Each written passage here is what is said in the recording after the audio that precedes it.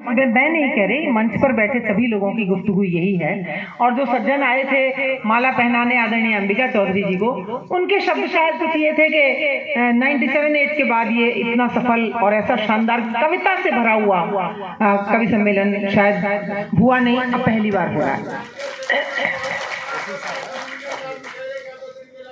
जी।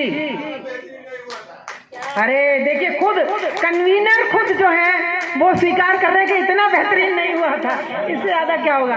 आप सब कैसे प्यार से बैठे हुए हैं। मैं बिल्कुल नहीं कहूंगी कि आगे आ जाइए, लेकिन आगे आ जाते तो हमारे दादा उदय प्रताप जी को अच्छा लगता जो पीछे बैठे हैं। पर आपको जैसे सहूलियत हो। मैं एक बात कहना चाहती हूँ, आज का दिन कई वजहों से ऐतिहासिक है। ऐतिहासिक इसलिए है कि ऐसे सुंदर अच्छे ऑडिटोरियम में बलिया में मैं पहली बार कवि सम्मेलन पढ़ रही हूँ, शायद वो भी पहली बार रहा है, मुझे नहीं पता इससे पहले हुआ कि नहीं। दूसरी बात ये कि इतना व्यवस्थित, इतना वेल ऑर्गेनाइज्ड कार्यक्रम अरसे के बाद मैंने आज अटेंड किया है। अभी रीवा में हम गए थे, आईजी और पूरा अमला, आईजी की अपनी किताब का विमोचन था, सरकारी कार्यक्रम, कोई कमी नहीं, हर व्यक्ति के साथ एक गाड़ी, एक एस्कॉर्ट और सब कुछ, 5 स्टार और सब कुछ, लेकिन व्यवस्था में अव्यवस्था थी। ये वो व्यक्तित्व है यहाँ पर जो बैठे हैं जिन्होंने छोटी से छोटी चीजों पर अपनी नजर रखी, बारीकियों से बिल्कुल इंतजामात किए, एक एक व्यक्ति का मिनट टू मिनट, मतलब मैं कवियों की बात कर रही हूँ, और आप सब जो यहाँ उपस्थित हैं वो और किसी के कारण तो नहीं हुई।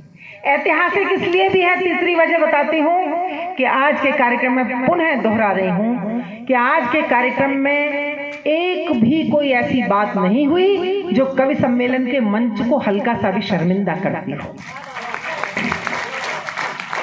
दिल तक पहुंची बातों का प्रतिदान सुनिश्चित करना, मैंने कहा था कि दिल तक पहुंची बातों का प्रतिदान सुनिश्चित करना, शब्द शब्द का हो पूरा रसपान सुनिश्चित करना, और आप सभी से हम कवियों का सिर्फ निवेदन इतना, काव्य मंच पर कविता का सम्मान सुनिश्चित करना।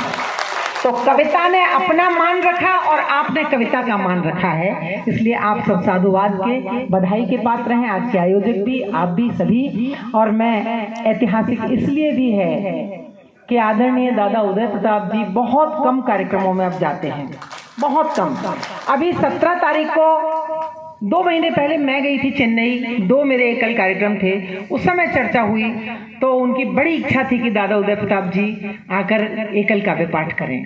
आदरणीय वसीम बरेलवी जी और आदरणीय उदय प्रताप सिंह जी वहाँ गए और जो अद्भुत 3 घंटे तक समा बांधा आप दोनों ने मिलके, 3.5 घंटे तक, वो यादगार है। और उसके बाद मुख्यालय के कार्यक्रम में और यहाँ पर आए हैं, तो ये हमारी बलिया की, आप सबकी बहुत बड़ी खुशकिस्मती है। अंबिका चौधरी जी की बहुत बड़ी मैंने कहना चाहिए कि उनकी खुशकिस्मती है कि आदरणीय उदय प्रताप जी यहाँ आशीर्वाद देने हैं। और आशीर्वाद का मतलब ये मत समझिएगा कि सिर्फ आशीर्वाद, कविता में उनके कद का दूसरा व्यक्तित्व तो आज कोई भी जीवित नहीं है।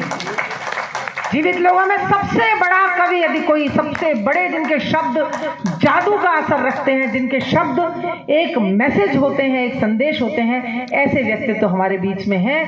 नजर नजर में उतरना कमाल होता है, नफस नफस में बिखरना कमाल होता है, और बुलंदियों पे पहुंचना कोई कमाल नहीं, बुलंदियों पे ठहरना कमाल होता है। और शेर याद आता है कि गले में उसके खुदा की अजीब बरकत है, वो बोलता है तो एक रोशनी सी होती है। उनके शब्दों से आप जुड़िएगा, जोरदार तालियां पूरा सभागार उनके लिए बजाए।